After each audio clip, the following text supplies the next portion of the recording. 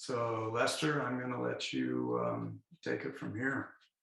Great. Well, thank you. Yeah, and just to shout out for Enfia, it's been an active part of the Eldorado Forest since the 80s, and really a significant source of both information for the public, but also a lot of benefits to the forest itself and the forest visitors. Let's see. I'm going to go ahead and share my screen. Hopefully, this is going to work. Um, what I thought I would do is give a presentation to ecologists with the Forest Service, their Central Sierra Province ecologists that just recently completed a study and a report on the climate change and trends for the Eldorado National Forest. They'd also done similar reviews for the Stanislaus and the Tahoe Forest. Um, and a lot of really fascinating information there, probably more than I'm going to be able to cram into the short time, but anyways, I'm hoping to be able to kind of share what they found and had come up with. I do have a resource sheet that can be available if anybody wants to read the entire report and or some of the other sources for some of the information I'm going to provide. Um, the study that was completed by Becky Estes and Shauna Gross, again, the two ecologists, kind of first started with what's the current conditions out there relative to existing climate and climate change trends, looking at temperature, precipitation, stream flow, fire history, wildfires, and then vegetation and wildlife. And then they moved into, okay, so based on what we know now, where are things heading? Um, so what I will do is kind of move through some of those key elements that they had looked at, and kind of what's the current situation, and a little bit on trends. And so starting with the temperature, again, a lot of this may be somewhat familiar to what you've been hearing statewide, but their analysis was really looking at some specifics for the Eldorado Forest. And one of the key or critical temperature factors to look at is that average minimum temperature.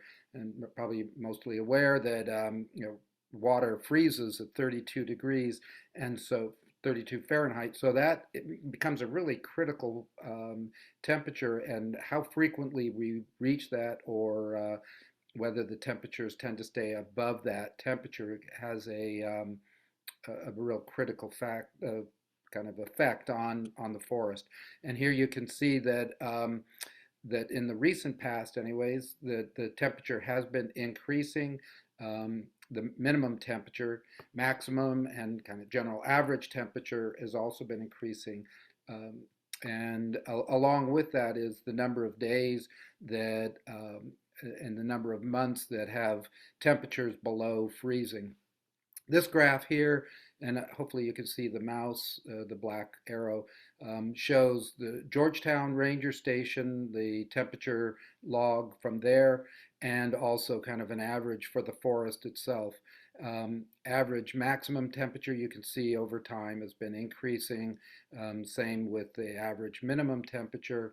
And down here is the number of months that are below freezing, and you can see for in the Georgetown, which again is the Georgetown stations at the lower elevation within the forest, that the number of months has been decreasing. There still are definitely days and months that it gets below freezing, but just the frequency of how often that occurs has been decreasing over time.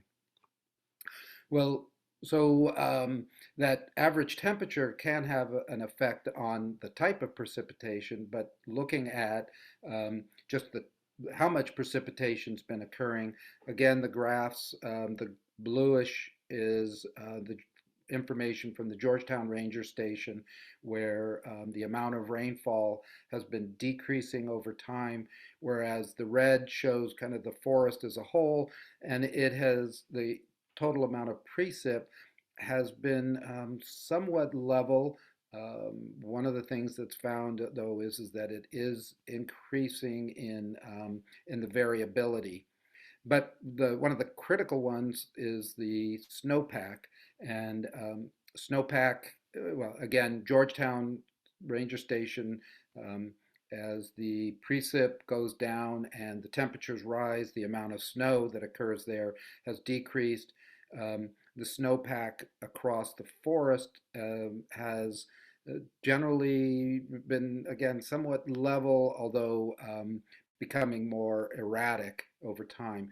And this kind of drawing here shows that as the temperature rises, the snow line increases, and so the amount of rain, precip that falls as rain increases, and that has a real bearing on the issues around stream flows, flooding, things like that, and has impacts and that go all the way down to vegetation impacts, wildlife impacts, and kind of the communities. And one of the other things, though, has been droughts. We've had more extreme droughts, longer, and they become more unpredictable.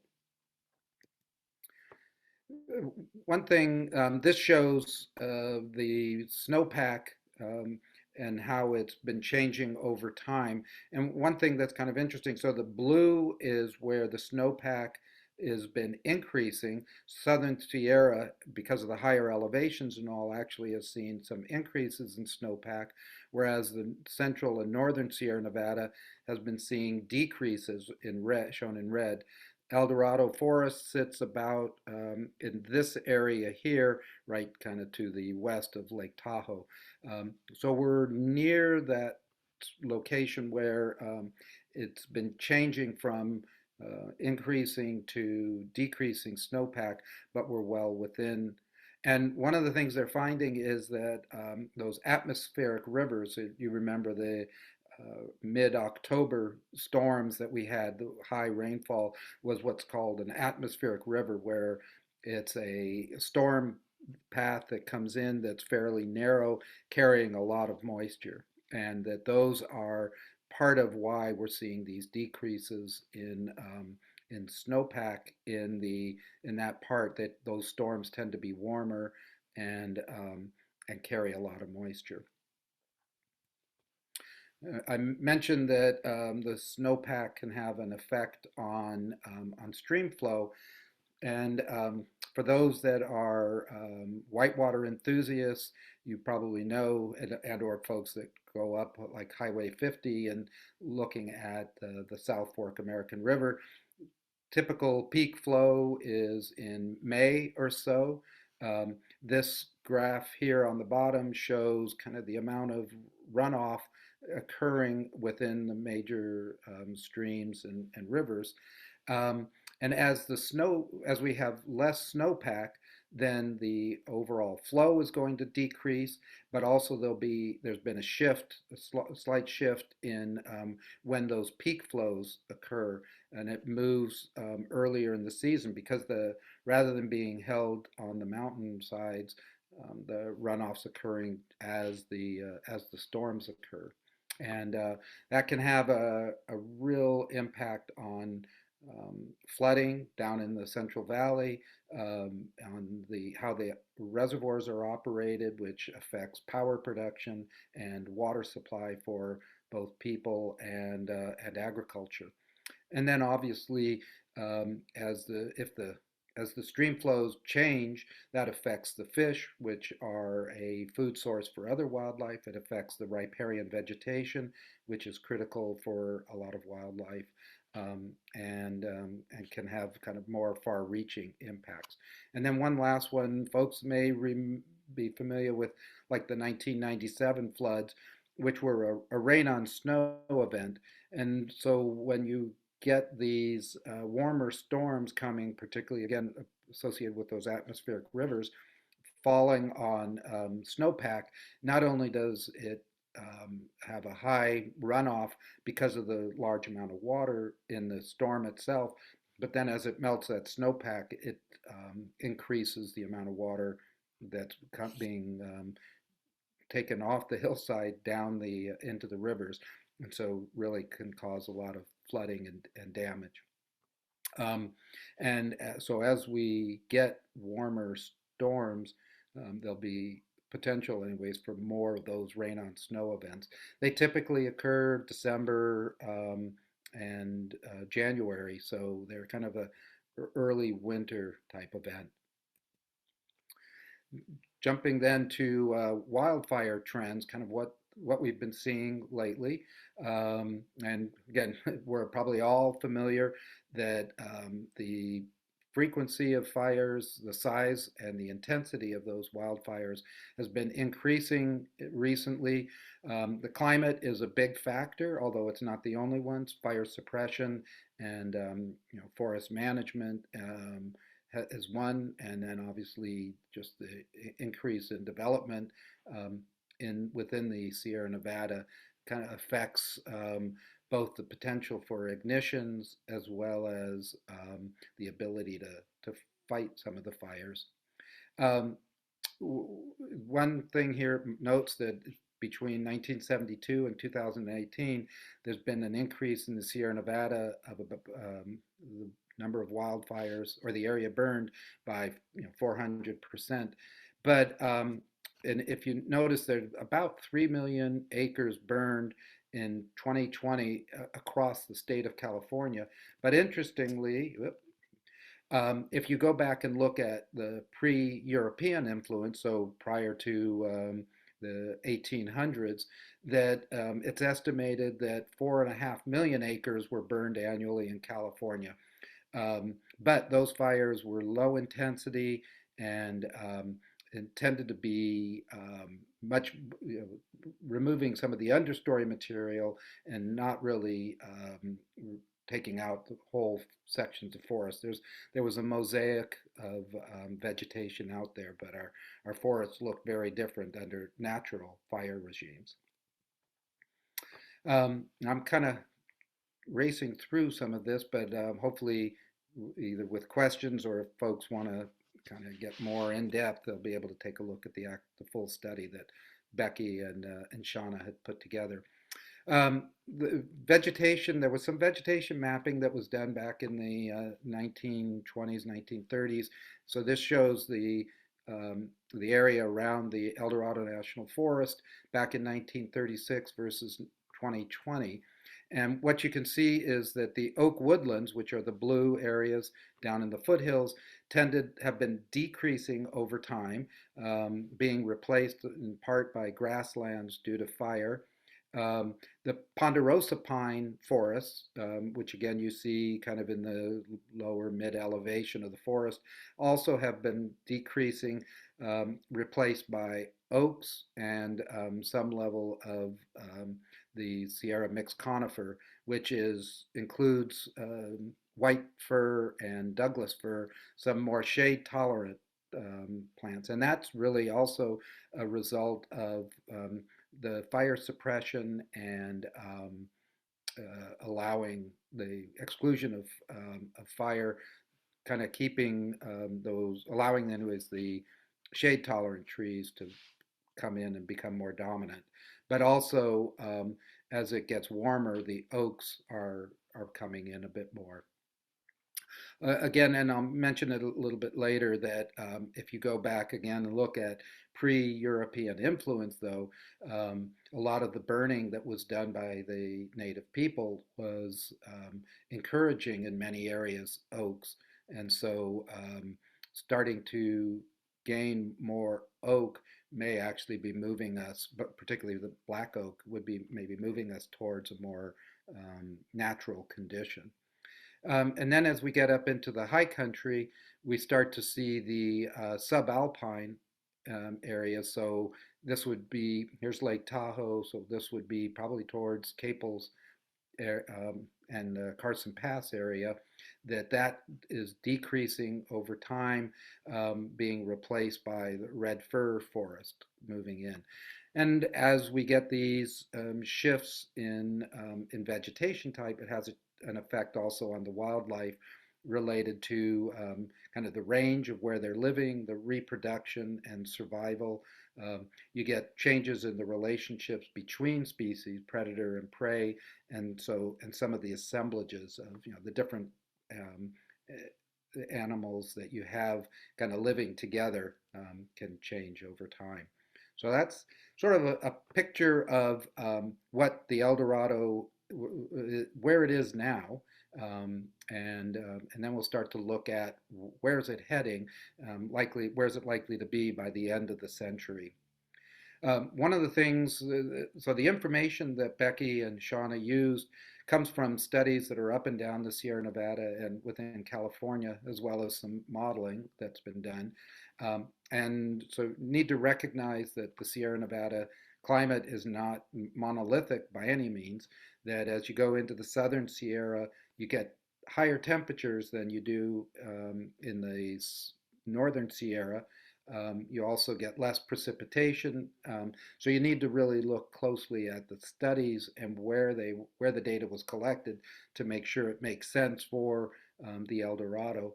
Tend to in the higher elevations get snow, lower elevations rain, um, and the wind characteristics vary where by position within the mountains. And then east to west, there's also changes, and so it's just critical to kind of be aware of that, so that as the studies are used, that they're you make sure that it's appropriate information.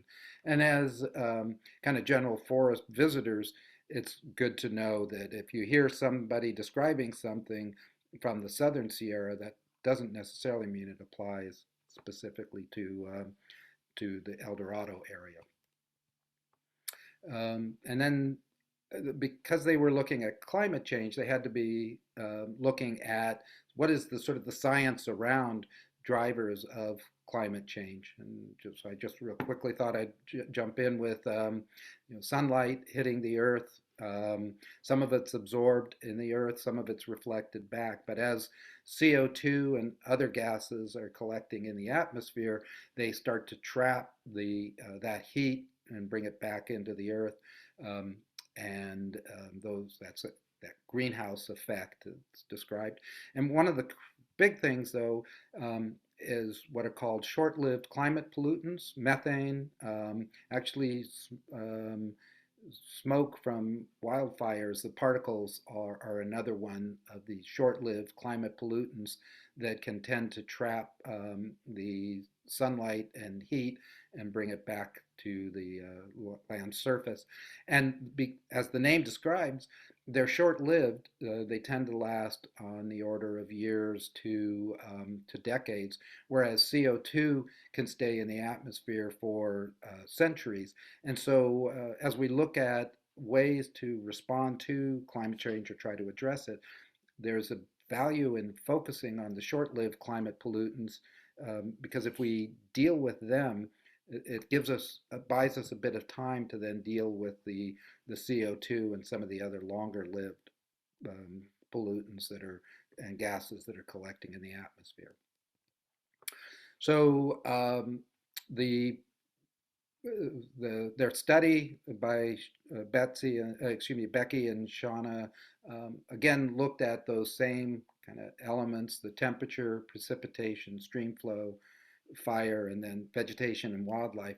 And what are the trends? What's it likely to look like by the end of the century? But it's not as simple as just, oh, okay, let's look at general trends, because there's a lot of assumptions that have to go into those models. And the first part is how much of these greenhouse gas emissions are going to occur. And the two kind of levels that are most looked at, RCP 4.5, you don't need to remember it, other than the relationship that the 4.5 is looking at kind of an intermediate scenario where measures are being taken. So, for instance, like the COP26 meeting that just ended in Scotland, is they were looking at, okay, what are some of the measures that can be taken now to try and reduce the impact from climate change. um, versus the RCP 8.5, which is business as usual, no changes in our emissions, and it's kind of considered the worst case scenario. And then the other part of it is what's the what are some of the drivers likely to be? Are we going to see a warmer and drier climate, just general from kind of natural variation, or is it likely to be cooler and wetter? And so those that needs to also be assessed and included in some of the models. So starting with temperature again, and what you can see this graph on the left is the average maximum temperature will be increasing. Um, the the red is that RCP 4.5, which is again the intermediate that some actions being taken. Versus the 8.5 is where we're proceeding with no real changes in our emission pattern, and that we can expect to see temperatures rising, average temperature rising.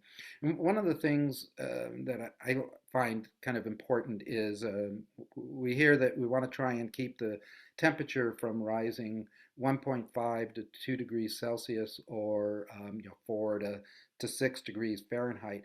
And it's easy to think, well, in any one day, the temperature might be 50 degrees at night and maybe 75 80 degrees during the day. Temperature variation from winter to summer might be in the 20s at night in the winter and get up to 100 110 in the summer. So I experience variations in temperature of 30 to 70 degrees change. So why would 4.4 or 5 degree variation really be all that significant? But again, it's an annual average, and so that measure incorporates a lot of different factors. And the other that's of interest is that you can see that even there's really very little difference between the RCP scenario 4.5 where we're taking measures and or where we don't take any measures to reduce our carbon emissions. So that it's actually, no matter what we do, we probably won't see much change until the between the two anyways until the mid part of the century. So it means that it's not something that you take an action and you see an immediate response, that it tends to take a long time. And then the other that's really, again, real critical is that minimum temperature, and that we will, on average, we in the Placerville area, we won't see temperatures below freezing. Again, that's on average, so there will be days that it freezes, but not nearly as many. The snow line is going to be moving up slope, and so definitely more of the precip falling as rain rather than snow. And then the maximum temperature in July and August at Placerville's often going to feel a lot more like Las Vegas than it does now. Precipitation is an interesting one because again, it looks like within the Eldorado Forest, because we're kind of right in that zone between the Southern Sierra and the Northern Sierra, that we might see about the same, maybe a slight increase in precipitation, but it's going to come as rain, not snow, and also going to be more extreme. That again, that early or mid-October storm is going to become more frequent, longer droughts between. So we're going to be hit with more and more extremes, anyways, is what the expectation is. And when you think about, I mean, even at our house, that are we set to have those extremes? And is the forest in a position to be able to accommodate the extremes? High flows in the streams, therefore the streams end up doing some erosion, long periods of drought. So the vegetation needs to be able to survive those longer dry periods. So it could have anyway some real impacts, even though on average the precip might not be changing drastically. Um, this is actually an illustration from a study that was done in UCLA, but it is part of what Becky and Shauna were describing, that the snowpack, so this upper image shows the current April snowpack pattern. And again, here's Lake Tahoe, so the Eldorado Forest that's sort of in this area. And that by 2100, the darker browns are where the percent has changed to almost 100%. Um, Again, here's Lake Tahoe and the Eldorado Forest sitting down here, where we're going to lose by the end of the century most of the snowpack that we would see. You can see that down in the southern Sierra that there is still snowpack up in the higher elevations. So again, that issue that the snowpack and the precip patterns affect the stream flow, and again, sort of these cascading impacts that what it has to do with vegetation and wildlife.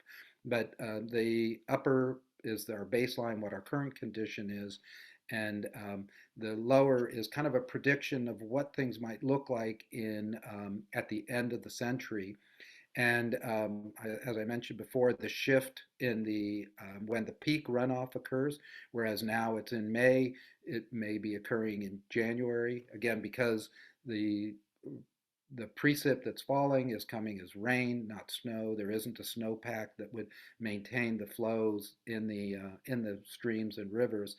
So we'll have more flashy flows, lower flows in the later season, and and possibly the chance of flooding in areas, Central Valley, and the agricultural demands.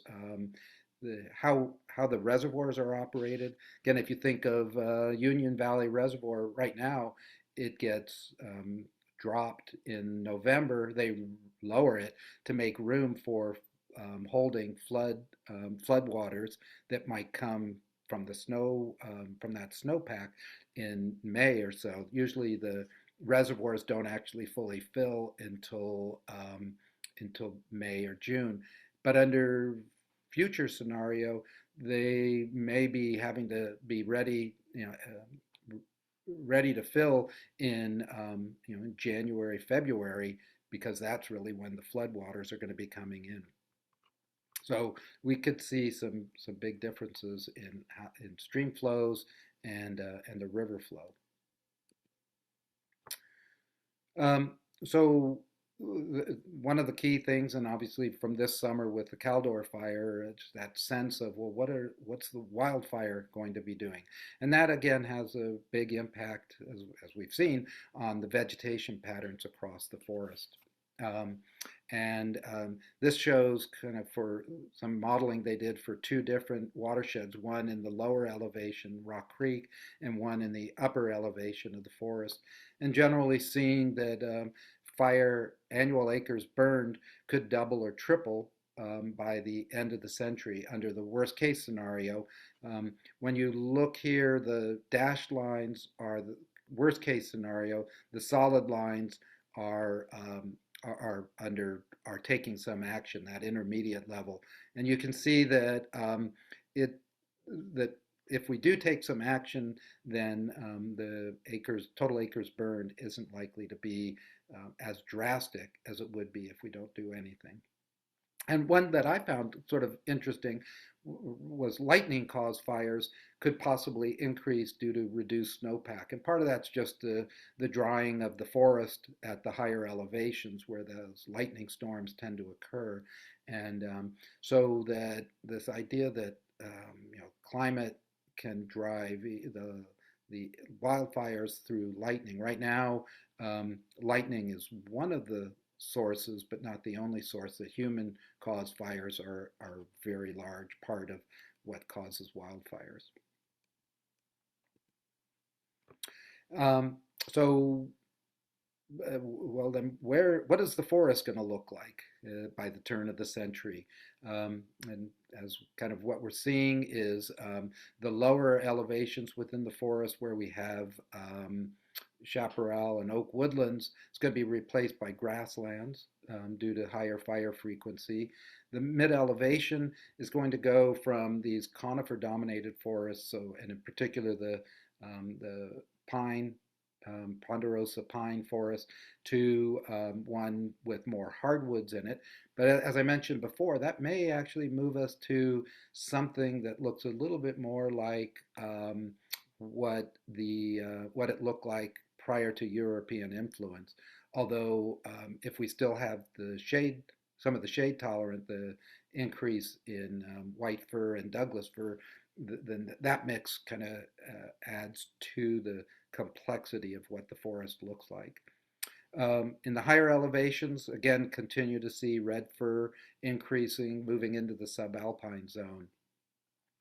Um, One thing that I find kind of interesting, if you think about the old growth forests that we see, when you see a really large ponderosa pine or the large red fir in the upper elevations, that most of those, if they're more than a couple of hundred years old, they actually germinated and became established during the Little Ice Age when things were much colder, different than they are now.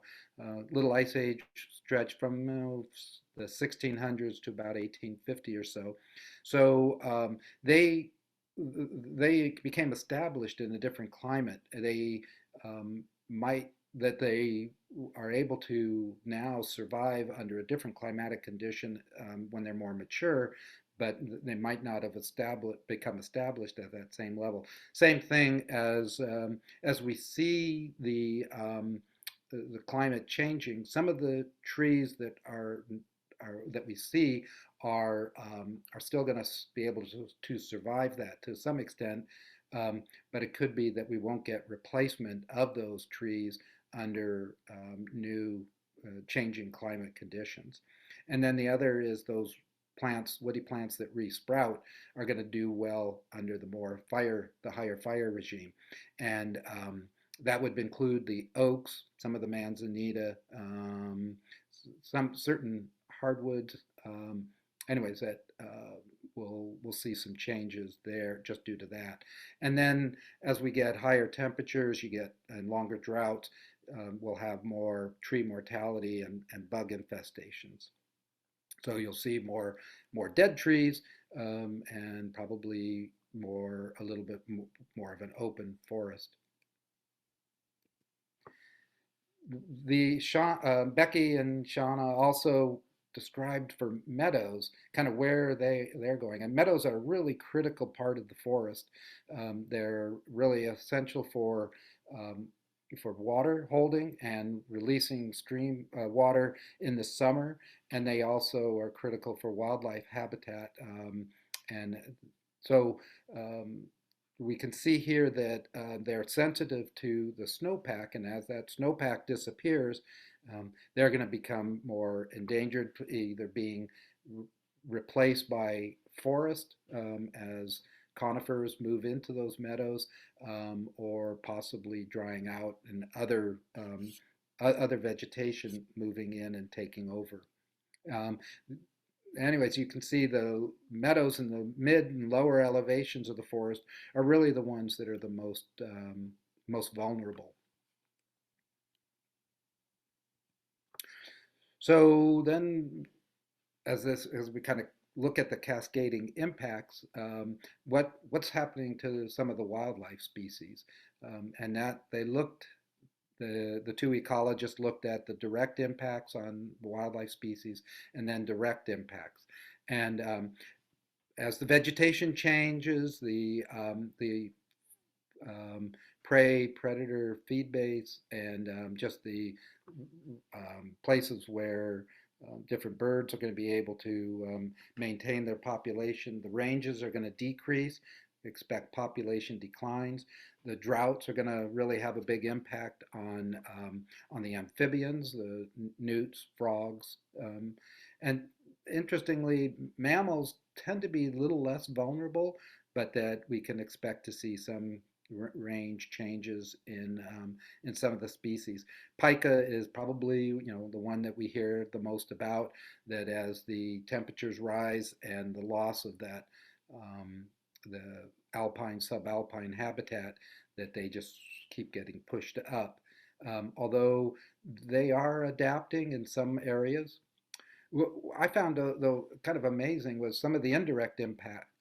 And bats rely on echolocation for finding their food source, the insects, and that actually changes in temperature have an effect on the sound transmission, that those lower frequency sound noises that are emitted actually will travel better. So certain bat species are going to find that they're more successful in echolocation of insects, and some bat species that use higher frequency are actually going to have a harder time finding insects. And so there may be a shift in the bat species that we see across the forest. The other would be as the ranges change for various species, that you may have overlap of some ranges of different animals that are competing for the same food source.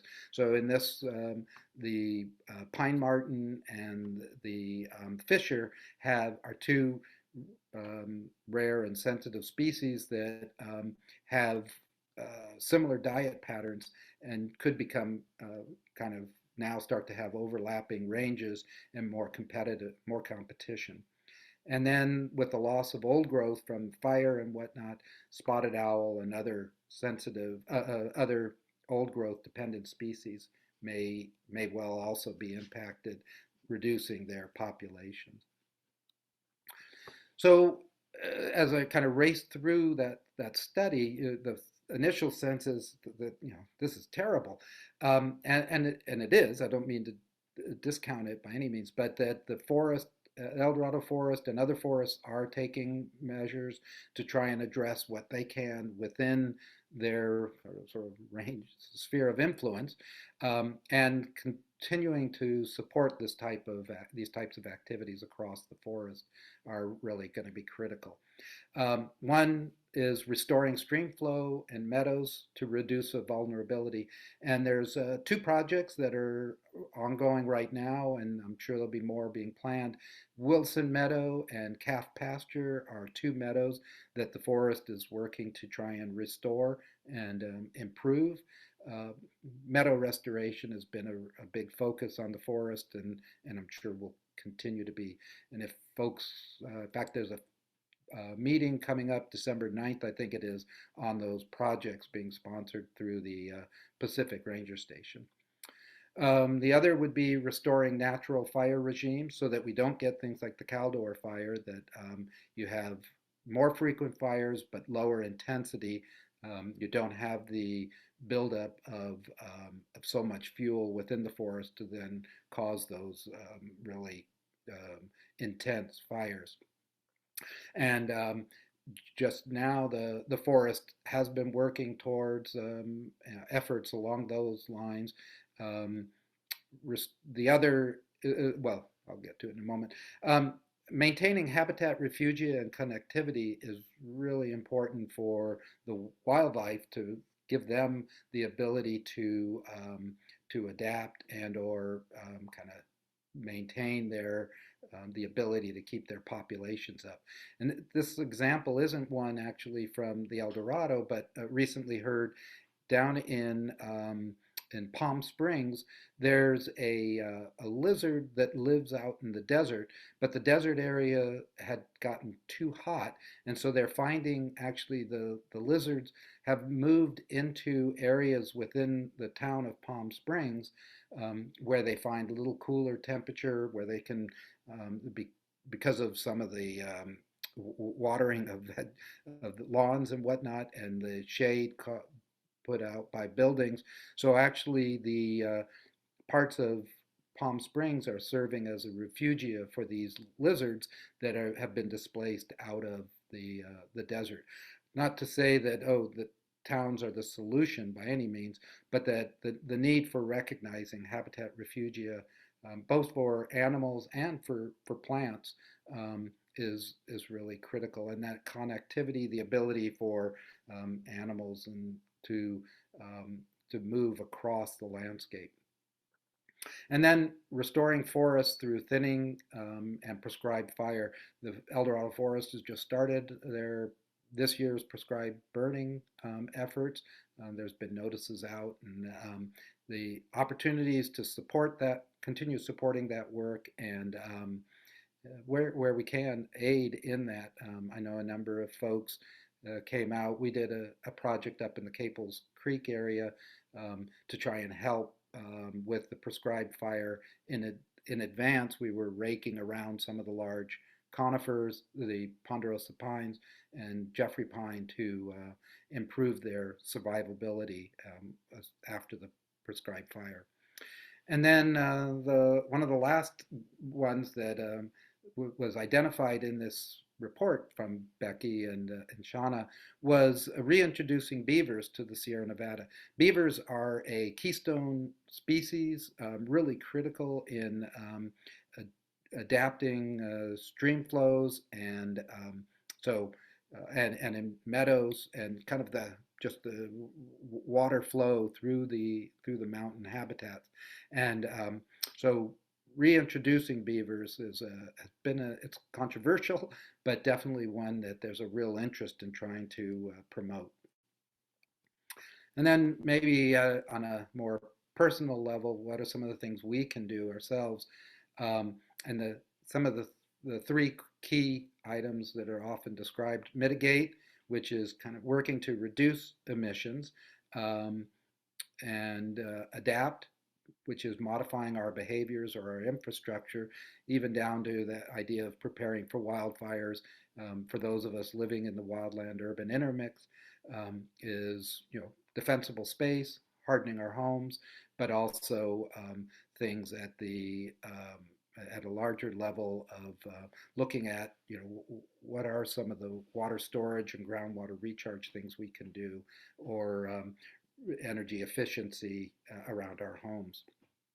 And then the third is sequestering carbon, looking at trying ways to actually store and maintain keep the carbon out of the atmosphere to the extent, and again, it's not all carbon, but it's the excess carbon that's being emitted from burning fossil fuels and other activities. One of them is adjusting our diet, that's talked about. Or the other option that's out there is that we all suffer, and it's not just people, but it'll be the forest and the wildlife as well. And I thought, anyways, that the study that that Becky and Shauna had completed was just really fascinating. Encourage folks to take a look at it, and I'd be glad to answer any questions that are out there. Thank you very much, Lester. It was a great presentation, a lot of information, and you said it is going to be available. The report itself? Yes.